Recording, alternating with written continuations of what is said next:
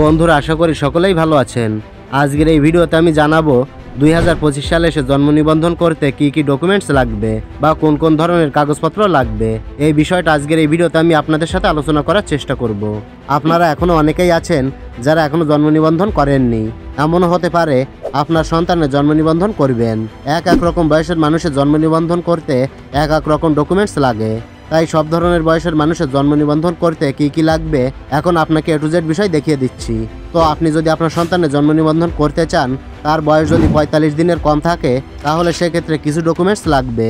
এবং আবার যদি তার বয়স 5 বছরের বেশি হয়ে থাকে, সেক্ষেত্রে কিছু ডকুমেন্ট বেশি লাগবে বা অন্য ধরনের ডকুমেন্ট লাগবে। সব বয়সী মানুষের জন্ম নিবন্ধন করতে যা যা লাগবে A to Z বিষয় আজকের এই ভিডিওতে আমি আলোচনা করব।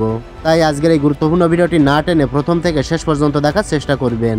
আর আপনি যদি এখন এই চ্যানেলটি সাবস্ক্রাইব না করে থাকেন, তাহলে এখনই সাবস্ক্রাইব করে চ্যানেলের সাথেই থাকবেন। আর ভিডিওটি দেখার পর যদি আপনার মনে হয়ে থাকে ভিডিওটি দেখে আপনার অনেক উপকার হয়েছে, তাহলে অবশ্যই ভিডিওটিতে একটি লাইক করে দেবেন। তো প্রথমে আপনাকে যে বিষয়টা বলবো সেটা হচ্ছে, যদি শিশুর বয়স 0 থেকে 45 দিনের ভেতরে হয়ে থাকে, সেক্ষেত্রে জন্ম নিবন্ধন করতে কি কি কাগজপত্র লাগবে। তো এই ক্যাটাগরি শিশুদের জন্য প্রথমে আপনার যেটা লাগবে সেটা হচ্ছে শিশুর পিতামাতার জাতীয় পরিচয়পত্রের ফটোকপি বা পিতামাতার অনলাইন জন্ম নিবন্ধন সনদপত্র, বাংলা অথবা ইংরেজি দুটোই লাগবে। তারপর আপনার লাগবে সংশ্লিষ্ট চিকিৎসা প্রতিষ্ঠান বা হাসপাতালের ছাড়পত্র। তারপর যেটা লাগবে সেটা হচ্ছে ট্যাক্স পরিশোধের রসিদের ফটোকপি। আপনার যে ট্যাক্স রসিদ রয়েছে সেটা লাগবে। তারপর লাগবে আবেদনকারীর বা শিশুর 1 কপি পাসপোর্ট সাইজের ছবি।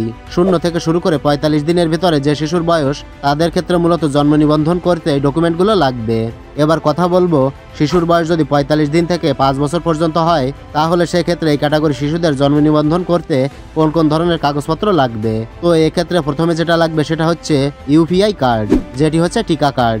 এই টিকা কার্ডের সত্যায়িত ফটোকপি লাগবে। তারপর লাগবে হোল্ডিং ট্যাক্স পরিশোধের রসিদের ফটোকপি। এরপর লাগবে শিশুর পিতামাতার জাতীয় পরিচয়পত্রের ফটোকপি বা পিতামাতার অনলাইন জন্ম সনদের ফটোকপি, বাংলা এবং ইংরেজি দুটোই লাগবে। এরপর আবেদনকারী শিশুর 1 কপি পাসপোর্ট সাইজের ছবি লাগবে। বয়স 45 দিন থেকে 5 বছর পর্যন্ত হলে সেই সব শিশুর জন্ম নিবন্ধন করতে হলে এই কাগজপত্রগুলো লাগবে। এখন কথা বলবো, শিশুর বয়স যদি 5 বছরের বেশি হয়, সেক্ষেত্রে জন্ম নিবন্ধন করতে কি কি কাগজপত্র লাগবে। তো এক্ষেত্রে প্রথমে সবথেকে গুরুত্বপূর্ণ যে কাগজটি লাগবে সেটা হচ্ছে উপযুক্ত চিকিৎসক কর্তৃক প্রদত্ত প্রত্যয়নপত্র বা শিক্ষাগত যোগ্যতার সার্টিফিকেটের ফটোকপি। সেটা হতে পারে পিএসসি, জিএসসি, এসএসসি, এইচএসসি পরীক্ষার সার্টিফিকেটের ফটোকপি।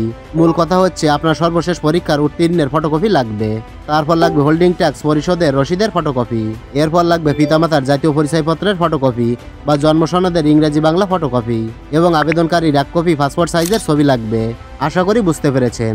এরপর সর্বশেষ ক্যাটাগরি যেটা রয়েছে সেটা হচ্ছে 2021 সালের আগে যাদের জন্ম, এই ধরনের ক্যাটাগরির মানুষ যারা এখনো জন্ম নিবন্ধন করেনি। তো 2021 সালের আগে আশা করি সবারই জন্ম নিবন্ধন ও এনআইডি কার্ড হয়ে গেছে।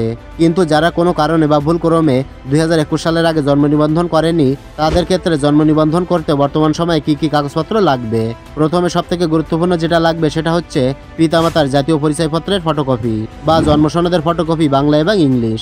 এবং যদি পিতামাতার মৃত্যু হয়ে যায়, তাহলে পিতামাতার মৃত্যুর সনদ অবশ্যই লাগবে। এটা আপনি আপনার ইউনিয়ন পরিষদ থেকে পেয়ে যাবেন। তারপর যেটা লাগবে সেটা হচ্ছে শিক্ষাগত যোগ্যতার ফটোকপি। সেটা হতে পারে পিএসসি, জিএসসি, এসএসসি, এইচএসসি, যেটা থাকবে সেটা দিতে পারেন।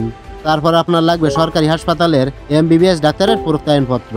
তারপর হোল্ডিং ট্যাক্স পরিশোধের রসিদের ফটোকপি লাগবে। এরপর সবশেষে লাগবে আবেদনকারী যে ব্যক্তি থাকবে সেই ব্যক্তির 1 কপি পাসপোর্ট সাইজের ছবি। আপনি যদি 2021 সালের পূর্বে জন্মগ্রহণ করে থাকেন, সেক্ষেত্রে এই কাগজপত্রগুলো আপনার জন্ম নিবন্ধন করতে লাগবে।